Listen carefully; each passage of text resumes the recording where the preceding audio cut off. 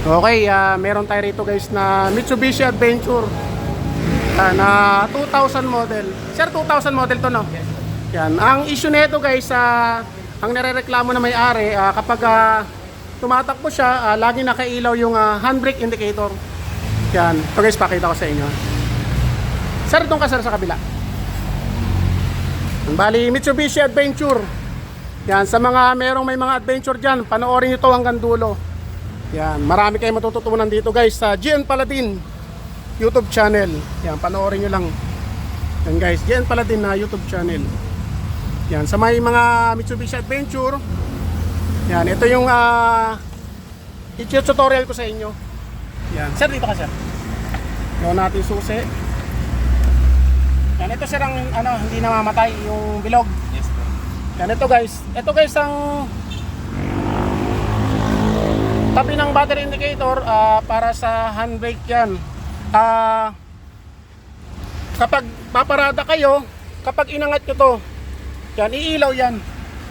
Yan, kapag binaba guys ito, yan, kapag binaba ng ganyan, dapat mamamatay yan. Yung bilog na yan. So ngayon, ang nirereklamo na may-ari, yan, hindi siya namamatay kahit tumatakbo na at kahit nakababa to. Tama sir? Tama po. Yan. Ito guys, indicator yan ng handbrake. Yan, pakita natin. Sir, start po. Naka-neutral siya, no? Yan. Bali, Rick, kalangan mo nga Rick, baka umatras. Ito guys, naka-handbrake. Yan. Yan, ito guys, kapag binaba natin, dapat mamamatay yan. Yan, sagad yan. Sir, kayo magsagad para makita ng mga ano natin. Yan. Yan ito. Nakailaw pa rin. Yan, ibig sabihin guys, may problema yan. Depende rito sa switch dito. Meron yung switch dito. Pag binaba to, dapat itutulak niya. So, ang una natin gagawin, check natin yung brake fluid. Ito guys, sa may mga ganito sasakyan. Kahit ano sasakyan guys, ang unang i-check, kapag umilaw yung handbrake indicator, check nyo yung brake fluid kung may laman ba o puno. Direct, angat mo nga. Sir, dito ka sir.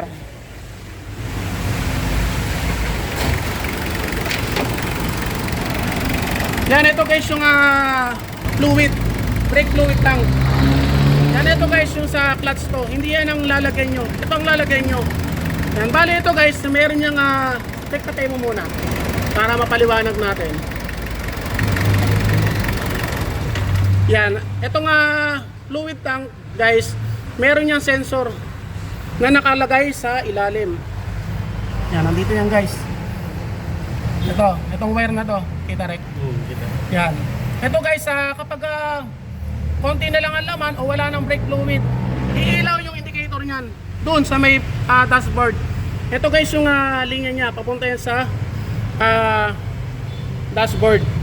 Yan. Ngayon guys, ang gagawin nyo, check nyo lang kung may laman. Yan, katulad na ito. Yan, sumure. Yan, nasa kalahati na lang.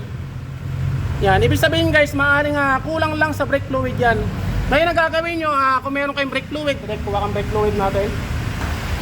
Yan, brake fluid. Yan, dadagdagan nyo lang guys hanggang sa mapuno, hanggang dito sa max. Sige Rek, lagyan mo. Para umangat yung sensor. Sige pa. Hanggang dito. Kita naman eh. Makikita nyo naman yan guys. Iitim yan. Ang daming kulang sir ah. Sige pa. Hanggang dun. Yan, okay na. Yan, kapag ganyan guys, diyan mo lang Rek. Kapag nakita nyo nang nandyan na sa malapit sa labi, yan, tapos titingnan nyo rito, yan, nasa max na siya. Ngayon, i-start nyo. Sir, dito ka uli, sir.